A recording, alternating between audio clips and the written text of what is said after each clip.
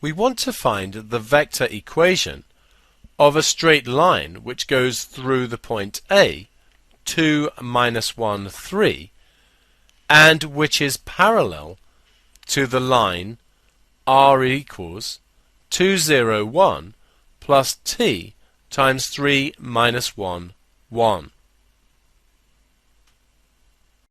Clearly, considering this line, this must be a fixed point on the line, so 2, 0, 1 is the position vector of a point on this line. This is the direction vector, and this is very important to us here.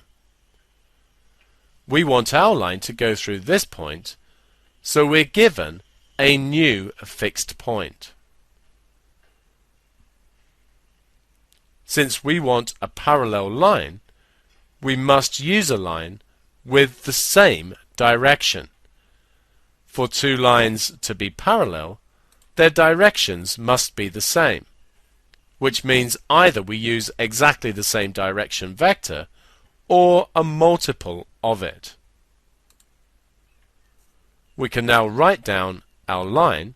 R is going to be 2, minus 1, 3, this is our fixed point, plus a scalar multiple of the direction, so that this line is parallel.